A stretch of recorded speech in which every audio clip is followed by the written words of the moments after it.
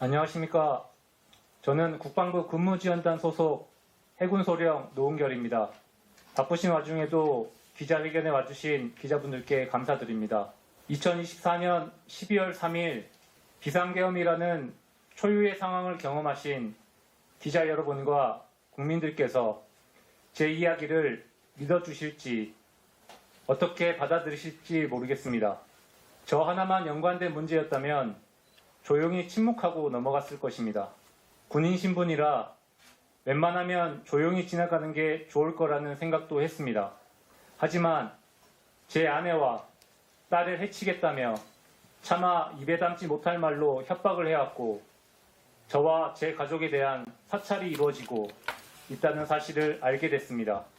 저는 가장으로서 제 가족의 안전을 지키기 위하여 지금 이 자리에 섰습니다. 지금부터 제가 겪은 참담한 이야기를 말씀드리겠습니다. 저는 10월 23일 오후 1시경 서울 용산 국방부 영내 병영생활관 8층에서 저를 사찰하던 신원불상의 인력에게 폭행과 협박을 당했습니다. 그 결과 계단에서 떨어져 허리가 부러지는 사고를 당했습니다. 정확히는 요추 2번 골절 및 왼쪽 손목 골절 수술을 받았고 군 의무 조사를 통해 심신장애 등급 7급, 장애 보상 등급 3급, 상위 등급 6급으로 퇴역 대상이 되었지만 전역 부동의 및 계속 복무 신청을 해둔 상태이며 현재는 재활 치료 중에 있습니다. 당시 신원불상의 그 인원은 저에게 대통령에게 충성 맹세하지 않는 종북 불온 세력 빨갱이라고 하였고 저뿐만 아니라 가족에게도 협박을 하였는데 제가 보는 앞에서 제 와이프를 성폭행하고 이제 2돌 된 제 딸은 얼굴에 큰 상처를 내서 평생 후회하도록 만들겠다고 얘기를 하였습니다. 이 같은 모욕과 협박을 듣고 평생 침묵하면서 살 수 없다고 생각했습니다. 언제든 가족들에게 해를 끼칠지 모른다는 불안감에 시달리면서 계속 살 수는 없었습니다. 만에 하나 가족들에게 실제로 안 좋은 일이 일어난다면 그 죄책감을 감당할 자신이 없었습니다. 기자회견을 한다고 해서 문제가 해결될지 가족들을 더 위험하게 만드는 건 아닐지 두렵고 떨리지만 가족들을 생각하고 진실을 알리는 게 맞다고 생각해서 용기를 내서 이 자리에 섰습니다. 저는 2022년 1월부터 2023년 10월 말까지 약 22개월간 국방부 근무지원단 의장대대 해군의장대 대장으로 근무하였고 올해 7월 육아휴직을 신청해 현재는 휴직 상태입니다. 사찰을 받게 된 경위에 대해서 말씀드리겠습니다. 저는 국군의 날 외국 정상 방문 등 대통령실과 관련된 행사를 해왔습니다. 대통령실 1층에 들어서면 양쪽 벽면과 천장에 그림이 있었습니다. 그 그림을 보고 일반적이지 않다는 생각을 해왔습니다. 무속과 주술과 관련된 그림처럼 느껴졌고 행사 대기 중 경호처 소속으로 판단되는 인원들이 자기들끼리 말하길 김건희 여사가 그림을 구입했다. 그림이 매우 비싸다. 무술이나 주술적인 의미가 있다더라. 라고 말하는 걸 우연히 듣게 되었습니다. 이후로 저는 대통령실에 들어갔다가 이상한 얘기를 듣거나 하면 대통령실을 나와 저의 휴대전화에 보이스 녹음 형식으로 들은 내용을 녹음했습니다. 지나가면서 들었던 얘기를 옮긴 것에 불과하기 때문에 사실인지를 입증할 수는 없었습니다. 다만 훗날 의미 있는 기록이 될 수 있다는 생각에 일단 녹음을 하였습니다. 제가 사찰을 당하고 있다는 사실을 알게 된 건 올해 7월이었습니다. 저는 해군 관사인 바다마을 아파트에 살고 있습니다. 아파트 바로 옆에는 해군 호텔이 있는데 해병대 임성근 사단장이 올해 4월 해군 호텔에 방문한 걸 봤습니다. 저는 고 최수근 상병 사건에 크게 분노해왔습니다. 2돌 된 제 딸도 시험관 시술 실패를 거듭하다 3년 만에 어렵게 가졌습니다. 그렇기 때문에 최수근 상병 부모님의 마음이 어떨지 그 상실감과 아픔에 공감이 됐습니다. 또한 저 역시 장교이자 지휘관으로서 임성근 사단장이 법적, 도덕적 책임을 지지 않고 면피성 및 위중으로 보이는 발언들을 보며 분노했습니다. 저는 임성근 사단장의 모습을 본 이후 임사단장 혹은 그와 비슷한 사람이 해군 호텔에 나타난 걸 보면 촬영을 하기 시작했습니다. 당장 어떻게 사용하겠다라는 생각보다 그가 모른다고 했던 사람을 만날 수도 있고 부인했던 사실이 나중에 드러날 수도 있다고 생각했습니다. 촬영한 사진은 차에 두고 다니던 태블릿 PC에 그때그때 옮겼습니다. 올해 7월에도 촬영을 하고 아파트 지하 주차장에서 태블릿 PC로 옮기고 있는데 어느새 남성 2명이 제 양옆으로 다가와서 저를 제압하고 태블릿 PC와 휴대전화를 가져갔습니다. 그들은 저한테 죽고 싶냐며 지금이라도 가족이 안전하고 싶다면 쓸데없는 행동을 멈추라고 경고했습니다. 처음 겪는 일에 많이 당황했습니다. 특히 가족을 해칠 수도 있다는 협박에 많이 두려웠습니다. 가족들에게 저로 인해 걱정을 끼치고 싶지 않았습니다. 이후로는 주변에 대한 관심을 끊고 사진을 찍는 등의 행동도 완전히 멈추고 아무 일도 없었던 것처럼 조용히 지냈습니다. 그러다 사건 전날인 10월 22일 가족들과 함께 영등포 타임스퀘어에 방문했었습니다. 화장실 칸에 들어가 있는데 누군가 화장실 문 밖에서 내일 12시 병영생활관 9층이라고 말했습니다. 듣는 순간 그들이라고 직감할 수 있었습니다. 당시는 각종 녹취나 폭로가 뉴스를 도배하던 상황이었습니다. 불쌍해 그 인원들도 제가 무얼 얼마나 알고 있는지 파악하려고 한다는 생각이 들었습니다. 저는 제 가족들이 사찰을 당하고 해코지를 당할지 모른다는 불안감에 시달려 왔습니다. 어떤 식으로든 그들과의 관계를 끝내야겠다는 생각으로 용산 국방부로 들어갔습니다.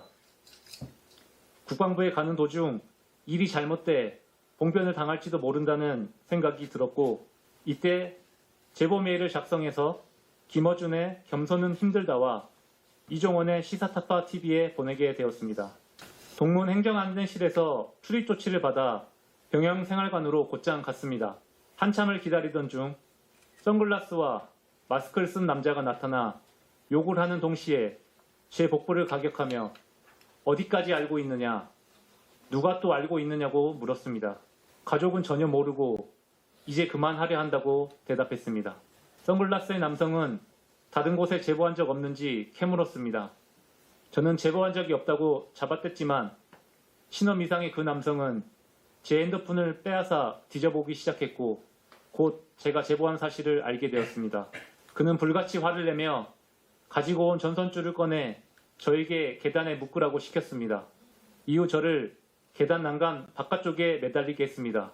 저들과의 관계를 끝내야겠다는 생각으로 오늘만 순순히 잘 따르면 저와 가족이 안전할 수 있다는 생각에 모든 지시에 저항 없이 따랐습니다.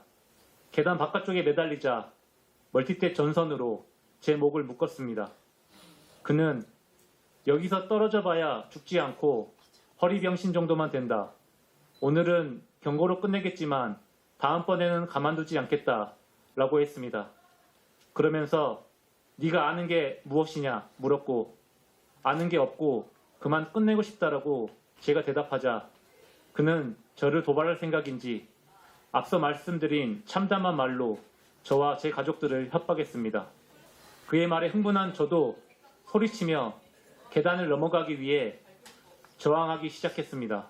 당황한 그는 저를 때리기 시작했고 저는 계단에서 떨어져 허리를 비롯한 온몸의 충격으로 정신을 잃었다가 그날 저녁 발견돼 국군 수도통합병원으로 이송되어 수술을 받게 되었습니다.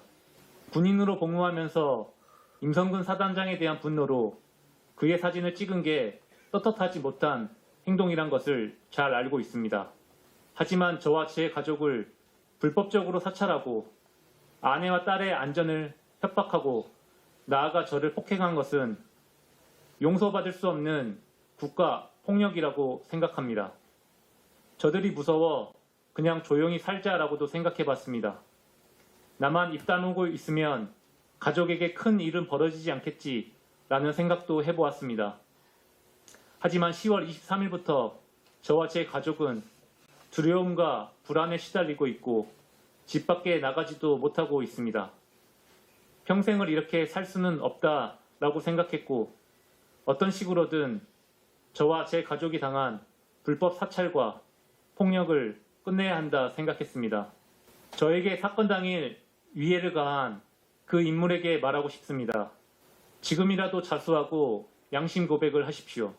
당신도 나처럼 누군가를 상급자로 모시고 조직에 충성하는 부하일 테고 한 집안의 아들이자 누군가의 친구, 형제, 아버지일 것입니다.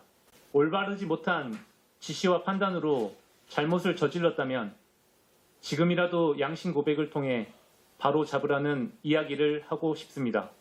저의 사고에 대한 국방부의 조사가 시작되었고 저는 병영생활관 주변에 설치된 CCTV를 분석해 줄 것을 요청했습니다. 군 수사관들은 대통령실 경호처가 관할권을 가지고 있어 쉽지 않을 것이라고 했습니다. 대통령실 경호처에 요청드립니다. 군 수사에 협조해 주시기 바랍니다. 은밀히 이뤄진 사찰을 입증할 증거가 당장 저에게는 없습니다.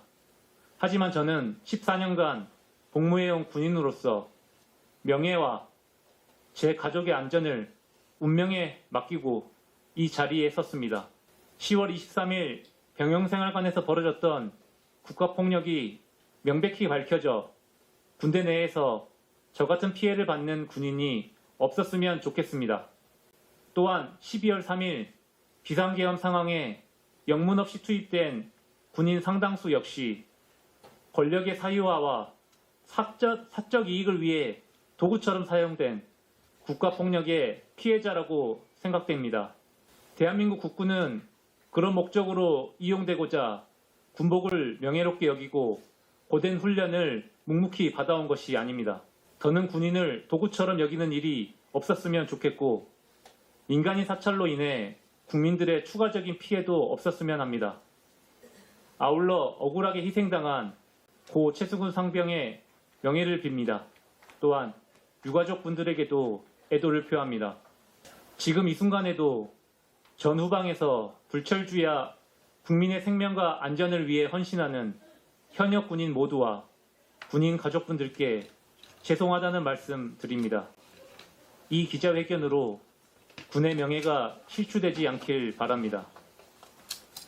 마지막으로 지금의 대한민국보다 더 나은 환경에서 살아가야 할 저의 딸에게 언젠가는 오늘의 제 이야기를 듣게 될 날을 기다리며 박노해 시인의 시 낭독을 통해 기자회견을 마무리 짓고자 합니다. 아이야, 박노해. 아이는 온 우주를 한껏 머금은 장엄한 존재. 아무도 모른다. 이 아이가 누구이고 왜 이곳에 왔고 그 무엇이 되어 어디로 나아갈지. 지금 작고 갓난해도 영원으로부터 온 아이는 이미 다 가지고 여기 왔으니 이 지구별 위를 잠시 동행하는 아이들에게 나는 한 사람의 좋은 벗이 되어주고 뜨거운 믿음의 침묵으로 눈물의 기도를 바칠 뿐이니 아이야 착하고 강하여라. 사랑이 많고 지혜로워라. 아름답고 생생하여라. 마음껏 뛰놀고 기뻐하고 감사하며 내 삶을 망치는 것들과 싸워가라. 언제까지나 내 마음 깊은 곳에 하늘빛과 힘이 끊이지 않기를. 내가 여기 와주어 감사하다. 사랑한다. 네, 이상입니다. 네, 간단하게 사건 개요를 다시 한번 정리해서 설명드리겠습니다. 노은결 소장님은 대통령실에 출입을 하면서 대통령실의 그림이 무속, 주술적인 의미가 있다는 느낌을 강하게 받았다라고 합니다. 그리고 김건희, 윤석열과 관련한 이런저런 비리와 관련된 언론 보도를 접하면서 의심을 하게 됐고, 그래서 대통령실에 들어가서 이상한 얘기를 들으면 그 들었던 얘기를 대통령실에서 나와서 녹음을 하기 시작했다고 합니다.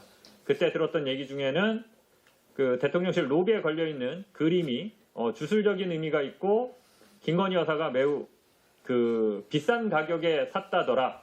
이렇게 대통령실 직원들이 지나가면서 하는 얘기를 군인이니까 그 안에 있었을 텐데 들으면 그런 얘기를 이제 들어서 녹음을 했다라고 하고 또 그 당시에 들었던 얘기 중에는 명태균과 관련한 얘기도 있었다라고 합니다. 명태균이 또 전화했대. 뭐 이런 식으로 이렇게 대통령실 직원들이 얘기하는 걸 녹음했다라고 하고 올해 4월에는 노은결 소령은 신길동의 해군 관사에서 살고 있습니다. 그런데 임성근 사단장도 거기에 살고 있다는 보도가 올해 4월에 나옵니다. 그때부터 노은결 소령은 임성근 사단장을 자신이 살고 있는 그 해군 관사 그리고 해군 관사 바로 옆에 붙어있는 해군 호텔에 임성근 사단장이 나타나는 걸 보면 사진을 찍었다고 합니다. 근데 아마 이 과정에서 임성근 사단장을 경호 내지는 역시 뭐 감시 내지는 같이 따라다니던 요인들에게 아마 발각된 것이 아닌가 의심이 되는데 올해 7월 28일경 그동안 녹음했던 보이스 녹음 파일과 찍었던 임성근 사단장 사진 일체 태블릿 PC에 저장해놨던 태블릿 PC와 그 증거를 채집했던 휴대폰 공기계를 뺏겼다고 합니다. 그리고 방금 설명드리신 것처럼 올해 10월 23일 병영생활관에 나가는 길에 오늘 내가 사고가 날지 모른다는 제보 메일을 김어준과 이종 시사타파 쪽에 그 제보를 하게 되고 실제로 제보 내용대로 몇 시간 후에 사고가 발생합니다. 저는 다음날 새벽 노은결 소령 와이프에게 급하게 새벽 4시경에 그 전화를 받았습니다. 어제 남편이 아침 일찍 나갔는데 밤 늦게까지 연락 없이 들어오지 않다가 지금 큰 사고가 나서 국군 수도통합병원에 이송이 돼서 큰 수술을 받아야 되는 상황인데 남편이 이상한 얘기를 한다. 무슨 사찰, 테러 이런 얘기를 한다. 라고 저도 새벽 4시에 전화를 받아서 그때부터 이제 취재를 시작했고 오늘 이 기자회견을 진행하고 있는 이유입니다. 사진을 잠깐 보시겠습니다. 순서대로 USB 사진 보시죠. 예, 그 사진 보겠습니다. 이게 제보 메일을 보낼 때 노은결 소령이 첨부했던 사진입니다. 제보 메일에. 그러니까 사건 발생 전에 보낸 사진입니다. 거기 보면 오른쪽에 USB가 보이실 겁니다. USB가 보이실 겁니다. 이게 사건 전입니다. 그러니까 저 USB에는 그때 태블릿 PC와 휴대폰을 뺏겼지만 저 USB에도 일부 자료가 들어있던 USB입니다. 사고가 나고 나서 노은결 소령 그 주머니에서는 전혀 다른 USB가 발견됩니다. 예. 추락 사고가 일어난 이후에는 USB가 전혀 노은결 소령은 처음 보는 USB가 나중에 병원으로 이송되고 나서 정신을 차리고 나서 주머니를 확인해 봤더니 이 USB가 들어있었다라고 합니다. 다음 사진 보시겠습니다. 노은결 소령은 양쪽에 제보를 한과 동시에 혹시 뭐 사고가 난다고 확신을 한 건 아니고 불길한 예감이 있어서 혹시 몰라서 또 가족에게 남기는 편지도 적었습니다. 예, 요거는 와이프에게 보내는 혹시 내가 무슨 일이 일어날지도 모르는데 사랑했고 뭐 이런 내용입니다. 예, 요거는 요청하시면 취재진들에게는 다 제공을 해드리도록 하겠습니다. 그 다음 그림을 또 보시겠습니다. 이게 노은결 소령이 보고 주술적인 의미가 있다라고 의문을 품게 된 사진이라고 합니다. 이미 언론에 다 공개가 된 사진입니다. 그 대통령실 로비 천장 쪽에 보면 뭐 공황으로 보이는데요. 뭐 전통적이라고 볼 수도 있고, 예, 좀 약간 그런 주술이나 무속의 느낌도 나는 그림입니다. 실제로 네티즌들이 저 그림을 보고 단 그 댓글들을 보면 여기가 사당이냐 점집이냐 이런 댓글들이 실제로 많이 있었습니다. 예, 다음. 예, 요 그림은 보시면 왼쪽에 꽃 모양이 보이실 겁니다. 예, 이게 좌우 대칭으로 양쪽에 걸려 있다라고 합니다. 그래서 노은결 소령이 대통령실에 들어들면서 이 사진을 보고 이런 사진이 좌우 대칭에 있어서 그 기분이 묘했고 되게 이상한 느낌이었다고 합니다. 그래서 아마 이제 윤석열과 김건희에 대한 정보를 수집하려고 했던 그 계기가 되는 사진입니다.